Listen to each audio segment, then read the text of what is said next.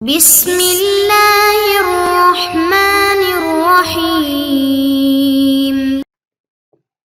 بسم اللہ الرحمن الرحیم والصلاة والسلام علی اشرف الانبیاء والمرسلین اما بعد۔ معزز سامعین، آج کی اس ویڈیو کے اندر ہم کتاب القضاء کی کچھ مزید مباحث پڑھیں گے۔ آئیے عبارت پڑھ لیتے ہیں۔ وَيَحْبِسُ الْخَصْمَ مُدَّةً رَآهَا مَصْلَحَةً فِي الصَّحِيحِ إنما قال هذا لاختلاف الروايات في تعيين مدة الحبس، والأصح أن التقدير مفوض إلى رأي القاضي لتفاوت أحوال الأشخاص في ذلك، بطلب ولي الحق ذلك إن أمر القاضي المقر بالإيفاء فامتنع، أو ثبت الحق بالبينة، أي إن ثبت الحق بالبينة فطلب ولي الحق الحبس يحبسه القاضي من غير احتياج إلى أن يأمر القاضي بإيفاء الحق فيمتنع، وإن ثبت بالإقرار لا بد أن يأمره فيمتنع، إذ في صورة البينة ظهر مطلوه بإنكاره، وفي الإقرار إنما يظهر المطل بأن يمتنع من الإيفاء بعد الأمر، فإن الحبس جزاء المماطلة فيما لازمه بعقد كمهر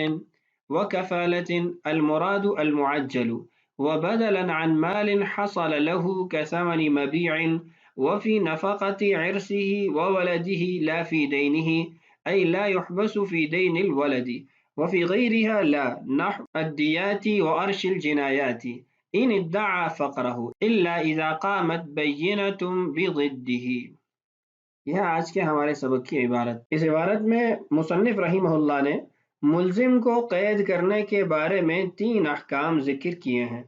پہلا حکم یہ ہے کہ قید کی مدت قاضی کی ثوابدید پر ہوگی۔ اس کی وجہ یہ ہے کہ قید کرنے کی وجہ ٹال مٹول ہے، اور ٹال مٹول کی وجوہات مختلف ہوتی ہیں۔ کچھ وجوہات ضرورت کے درجے میں ہوتی ہیں، وہ اس کی مجبوری ہوتی ہیں، اور کچھ وجوہات ایسی ہوتی ہیں جس کے اندر وہ ٹال مٹول سے جان بوجھ کے کام لے رہا ہوتا ہے، دوسرے کا حق ضائع کر رہا ہوتا ہے۔ تو اس لیے کوئی مدت طے کرنے کا خاطر خواہ فائدہ نہیں ہوگا، تو قاضی کو یہ اختیار دیا جائے گا کہ وہ خود مدت کا تعین کرے۔ اگر آپ نصوص کو دیکھیں تو نصوص بھی اسی طرح ہمیں دونوں طرح کے ملتے ہیں کہ رسول اللہ صلی اللہ علیہ وسلم کا پاک ارشاد ہے کہ غنی یعنی صاحب ثروت کا ٹال مٹول کرنا ظلم ہے۔ تو اس حدیث کی بنیاد پر جو غنی ہونے کے باوجود، صاحب ثروت ہونے کے باوجود ٹال مٹول کر رہا ہے تو اس کو قید کیا جائے گا۔ جبکہ دوسری طرف اللہ تعالیٰ کا ارشاد دیکھا جائے کہ وَإِن كَانَ ذُو عُسْرَةٍ فَنَظِرَةٌ إِلَى مَيْسَرَةٍ، تو اس آیت سے یہ بات معلوم ہوتی ہے کہ تنگ دستوں کو مہلت دینی چاہیے۔ تو جب اس آیت کی طرف دیکھا جائے گا تو پھر لا محالہ ان کو قید کرنے سے احتراز کیا جائے گا۔ تو خلاصہ یہ ہے کہ افراد کے احوال مختلف ہوتے ہیں، تو جن حالات کے اندر قاضی مناسب سمجھے گا قید کرنا، ان حالات میں وہ قید کر دے گا، اور جہاں قاضی مناسب نہیں سمجھے گا تو وہ قید نہیں کرے گا۔ یہاں تک جو پہلی بحث ہے یا پہلا حکم ہے اس کا ترجمہ کر لیتے ہیں، اس کے بعد انشاءاللہ مزید جو مباحث ہیں اس کو پڑھتے ہیں۔ وَيَحْبِسُ الْخَصْمَ مُدَّةً رَآهَا مَصْلَحَةً فِي الصَّحِيحِ، صحیح قول یہ ہے کہ قاضی جتنی مدت مصلحت کے مطابق مناسب سمجھے گا اتنی مدت کے لیے فریق مخالف کو قید کرے گا، یعنی ادائیگی نہ کرنے والے کو قید کرے گا۔ انما قال هذا، الصحیح کی جو قید لگائے گی ہے وہ اس لیے لگائے گی لاختلاف الروایات فی تعیین مدت الحبس، کہ قید کرنے کی جو مدت ہے اس کے اندر ائمہ کا اختلاف ہے، اس کی تعیین کے اندر مختلف اقوال ملتے ہیں۔ والاصح، اور زیادہ صحیح بات یہ ہے کہ ان التقدیر، کہ اس کا طے کرنا، مفوض الی رأی القاضی، قاضی کی رائے کے سپرد کیا جائے گا۔ قاضی خود جتنا مناسب سمجھے گا اتنی دیر کے لیے اس کو قید کر دے گا۔ وجہ یہ ہے کہ لتفاوت احوال الاشخاص فی ذالک، کہ افراد کے احوال مختلف ہوتے ہیں، لوگوں کے احوال مختلف ہوتے ہیں، تو مختلف احوال کے لیے مختلف قید ہوگی یا بالکل بھی قید نہیں ہوگی، تو اس لیے قاضی کی رائے کے مطابق ہی فیصلہ کیا جائے گا۔ دوسری بحث یہ ہے کہ قید کی شرائط کیا ہوں گی۔ اس کی 2 صورتیں مصنف رحمہ اللہ نے لکھی ہیں۔ پہلی صورت یہ ہے کہ اگر مقروض نے خود قرض کا اقرار کیا ہے اور دائن یعنی قرض خواہ اس کو قید کرنے کا مطالبہ بھی کر رہا ہے، تو قاضی اس مقروض کو ادائیگی کا حکم دے گا کہ تم اس کے مال کو ادا کرو۔ اگر وہ ادائیگی نہیں کرتا تو قاضی اس کو پھر قید کرے گا۔ یعنی 2 چیزیں یہاں پر جمع ہوں گی، قرض خواہ وہ اس کو قید کرنے کا مطالبہ کرے اور دوسرا یہ کہ قاضی اقرار کی صورت میں اس سے ادائیگی کا کہے گا، اگر ادائیگی کر دیتا ہے تو معاملہ ختم ہو جائے گا، بصورت دیگر قاضی اس کو قید کر دے گا۔ تو قید کرنے کی وجہ چونکہ ٹال مٹول ہے، انکار کرنا ہے، تو اس لیے قید کیا جاتا ہے۔ تو اقرار کی صورت میں پہلے ٹال مٹول نہیں پائی جا رہی، وہ خود اس بات کا مقر ہے کہ اس کا مال میرے اوپر لازم ہے، انکار نہیں کر رہا، تو اس لیے اس کے انکار کے بغیر اس کو قید نہیں کیا جائے گا۔ تو جب قاضی کے سوال کے بعد وہ انکار کرے گا تو پھر لا محالہ اس کو قید کیا جائے گا۔ دوسری صورت یہ ہے کہ مقروض نے قرض کا اقرار نہیں کیا بلکہ وہ انکار کر رہا ہے، تو قرض خواہ نے بینہ کے ذریعے جب قرض کو ثابت کر دیا اور اس صورت میں قرض خواہ اس کو قید کرنے کا مطالبہ بھی کرتا ہے تو قاضی اس کو قید کروائے گا، اس کو ادائیگی کا حکم نہیں دے گا، اس لیے کہ اس صورت میں اس کا انکار پہلے سے موجود ہے۔ اگر وہ انکار نہ کرتا تو قرض خواہ کو بینہ کی ضرورت ہی پیش نہ آتی، تو ٹال مٹول اور انکار کے پائے جانے کی وجہ سے قاضی اس سے مطالبہ کیے بغیر اس کو قید کروا دے گا۔ آئیے اس صورت کی بھی عبارت پڑھ کر ترجمہ کر لیتے ہیں، پھر جو تیسری بحث ہے وہ انشاءاللہ اس کے بعد پڑھتے ہیں۔ بطلب ولی الحق، یہ شرط ہے کہ جس کا حق ہے وہ طلب کر رہا ہے ذالکا یعنی قید کرنے کو، ای الحبس، ان امر القاضی المقر بالایفاء فامتنع، یہ وہ صورت ہے جس کے اندر وہ شخص خود اقرار کر رہا ہے قرض کا، تو قاضی اس کو حکم دے گا کہ تم ادائیگی کرو، اگر وہ رک جاتا ہے، او ثبت الحق بالبینہ، یا حق بینہ سے ثابت ہو جاتا ہے، گواہوں سے ثابت ہو جاتا ہے، اس کے اقرار سے ثابت نہیں ہو رہا، تو اب ان دونوں صورتوں کے اندر اگر قرض خواہ کی طرف سے قید کا مطالبہ پایا جا رہا ہے تو قاضی اس کو قید کر دے گا۔ عبارت کیا کہ وضاحت دیکھیے، ان ثبت الحق بالبینۃ، اگر حق بینہ سے ثابت ہو جاتا ہے، فطلب ولی الحق الحبس، اور جس کا قرض ہے وہ مطالبہ کر رہا ہے کہ اس کو قید کیا جائے، یحبسہ القاضی، قاضی اس کو قید کر دے گا، من غیر احتیاج، اس بات کی ضرورت کے بغیر، الی ان یامر القاضی بایفاء الحق فیمتنع، کہ قاضی اس صورت کے اندر بھی جس کے اندر حق بینہ سے گواہوں سے ثابت ہو رہا ہے، اس میں اس چیز کی ضرورت نہیں ہے کہ قاضی اس سے کہے ادائیگی کرنے کا اور وہ حق کی ادائیگی نہ کرے، اس کا انکار کرے۔ اور جو دوسری صورت ہے اقرار کی، اس کا حکم دیکھیے، وَإِن ثَبَتَ بِالْإِقْرَارِ، اگر یہ قرض اقرار سے ثابت ہو رہا ہے، لَابُدَّ أَن يَأْمُرَهُ فَيَمْتَنِعَ، تو اس صورت میں یہ ضروری ہے کہ قاضی اس کو حکم دے کہ بھائی ادائیگی کرو، اگر وہ ادائیگی سے رکتا ہے تو قاضی اس کو قید کرے گا۔ وجہ کیا ہے؟ اذ فی صورت البینۃ ظہر مطلوب انکارہ، کیونکہ بینہ کی صورت میں جب معاملہ بینہ سے ثابت ہوا تو اس کا مؤخر کرنا، ٹال مٹول کرنا، یہ اس کے انکار سے ہی ظاہر ہو گیا ہے، اسی سے ثابت ہو گیا ہے۔ وفی الاقرار انما یظہر المطلوب بأن یمتنع من الایفاء بعد الامر، اور اقرار کی صورت کے اندر ٹال مٹول کرنا، مؤخر کرنا،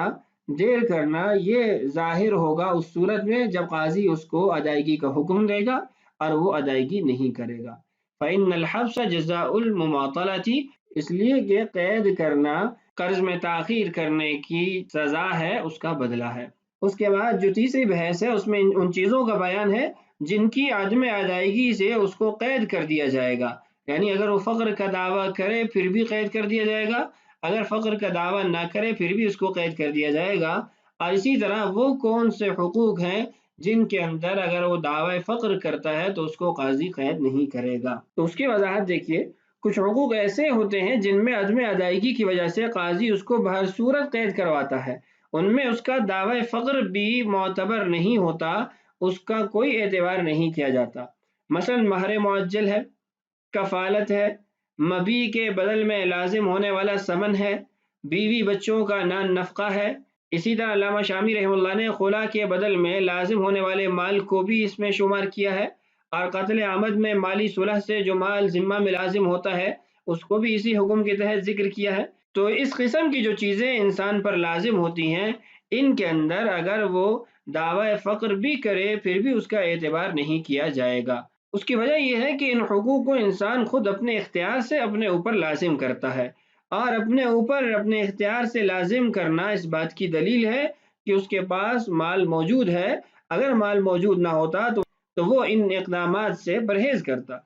ایسا تو نہیں ہوتا کہ انسان کے پاس خریدنے کے لیے مال نہ ہو اور وہ نقد خرید و فروخت کا معاملہ بھی کر دے، اسی طرح بقیہ سارے امور بھی ہیں۔ تو اس لیے اس طرح کے جو معاملات ہیں، جو حقوق ہیں، جو انسان اختیاراً اپنی ذات پر لازم کرتا ہے اور ان کی ادائیگی بھی اسی وقت واجب ہوتی ہے، اسی وقت ادا کرنے ہوتے ہیں، ان میں اس شخص کا دعوی فقر معتبر نہیں ہوگا، اس کو کوئی اہمیت نہیں دی جائے گی۔ یہ جو امور آپ کے سامنے بیان کیا ان کو سلائیڈ کی صورت میں دیکھیے۔ ایسے امور جن میں فقر کے دعویٰ کے باوجود ملزم کو قید کرنے کا حکم جاری ہوگا، مہر معجل ہے، کفالت ہے، مبی وغیرہ کا بدل ہے، بیوی بچوں کے نان نفقے کی عدم ادائیگی ہے، خلا کے بدل میں واجب ہونے والا مال ہے، اور آمدن قتل کی صورت میں دیت وغیرہ پر جو صلح کی جاتی ہے، جو مالی صلح کی جاتی ہے۔ تو یہ تمام حقوق ایسے ہیں کہ ان کے اندر جب صاحب حق کی طرف سے قید کرنے کا مطالبہ ہوگا تو قاضی ملزم کو قید کر دے گا، اس کے کسی قسم کے دعوی فقر کو وہ معتبر شمار نہیں کرے گا۔ اور ان کے علاوہ جو بقیہ حقوق ہیں ان میں اگر وہ دعوی فقر کرتا ہے کہ میرے پاس ادائیگی کے لیے مال نہیں ہے تو قاضی اس کو قید نہیں کروائے گا۔ مثلا قتل خطا کی وجہ سے دیت لازم ہو گئی، یا جنایات وغیرہ کا تاوان ہے، مغصوبہ چیز ضائع ہو گئی، کسی کا مال اس سے ہلاک ہو گیا، کسی رشتہ دار کا نان نفقہ اس کے ذمہ لازم ہے، مہر معجل ہے، اس طرح کے جو دیگر حقوق ہیں جن کی ادائیگی فوراً انسان پر واجب نہیں ہوتی، اس میں مہلت ہوتی ہے، تو قاضی اس کے اندر اگر وہ دعوی فقر کرتا ہے کہ میں فقیر ہوں تو اس کو قید نہیں کرے گا، اس کو مہلت دے گا، اس لیے کہ یہ اقدامات اس بات پر دلیل نہیں ہے کہ اس شخص کے پاس مال ہے۔ البتہ اگر ان معاملات کے اندر بھی بینہ سے یہ بات ثابت ہو جاتی ہے کہ یہ فقیر نہیں ہے تو قاضی پھر اس کو قید کرے گا اور مال کا اس سے مطالبہ کیا جائے گا۔ آئیے عبارت کا ترجمہ کرتے ہیں۔ فیما لزمہ بعقد، ان چیزوں میں اس کو قید کیا جائے گا جو عقد کی وجہ سے اس پر لازم ہوئے ہیں، کمہر، جیسے مہر ہے، آگے وضاحت لکھی ہے کہ مہر سے مراد مہر معجل ہے، وکفالت، کفالت کی وجہ سے مال اس پر لازم ہوا، المراد المعجل یہ مہر سے متعلق ہے، وبدلا عن مال حصل له كثمن مبيع، اسی طرح اگر ایسا بدل اس پر لازم ہوتا ہے جس کے بدلے میں اس نے کوئی چیز حاصل کی ہے، جیسے مبی حاصل کیا اور اس کے ثمن کی ادائیگی کرنی ہے، وفی نفقۃ عرصہ وولدہ، اسی طرح بیوی کا نان نفقہ، اولاد کا نان نفقہ، اس کی وجہ سے بھی اس کو قید کیا جائے گا۔ لا فی دینہ، ای لا یحبس فی دین الولد، البتہ بچے کے قرض کے معاملے میں باپ کو قید نہیں کیا جائے گا، اور نہ ہی باپ کے جو اصول ہیں ان کو، یعنی دادا پردادا، ان کو قید کیا جائے گا، اور اسی طرح ماں کو بھی بیٹے کے قرض کی وجہ سے یا ماں کے جو اصول ہیں ان کو بیٹے کی قرض کی وجہ سے قید نہیں کیا جائے گا۔ رسول اللہ صلی اللہ علیہ وسلم کا ارشاد ہے، انت و مالک لابیک، کہ تم اور تمہارا مال دونوں تمہارے باپ کی ملکیت ہیں۔ تو اس حدیث کی وجہ سے باپ اور ماں کو بیٹے کے قرض کی وجہ سے قید نہیں کیا جائے گا۔ وفی غیرہا لا، اور اس کے علاوہ جو دیگر معاملات ہیں ان کے اندر اس کو قید نہیں کرے گا۔ نحو الدیاتی وعرش الجنایاتی، دیت ہے قتل خطا کی یا پھر جنایات کا تاوان ہے۔ ان ادعا فقرہ، اس کا تعلق ہے فی غیرہا کے ساتھ کہ دیگر چیزوں کے اندر اگر وہ فقر کا دعویٰ کرتا ہے تو اس کو قید نہیں کیا جائے گا، ہاں الا اذا قامت بینۃ بضدہ، اگر اس بات پر گواہی قائم کی جاتی ہے کہ یہ فقیر نہیں ہے تو پھر اس کے دعوی فقر کو بھی نہیں سنا جائے گا بلکہ قاضی اس کو قید کرے گا۔ تو آج کی اس ویڈیو کے اندر ہم نے قید سے متعلق آتی ان احکامات کو پڑھا، بقیہ جو مسائل انشاءاللہ آنے والی ویڈیوز میں پڑھیں گے۔ اللہ تعالیٰ سے دعا ہے اللہ تعالیٰ ہمارے لیے اسباق کی تکمیل آسان فرمائے، اللہ تعالیٰ ہم سب کا حامی و ناصر ہو۔ السلام علیکم ورحمۃ اللہ وبرکاتہ۔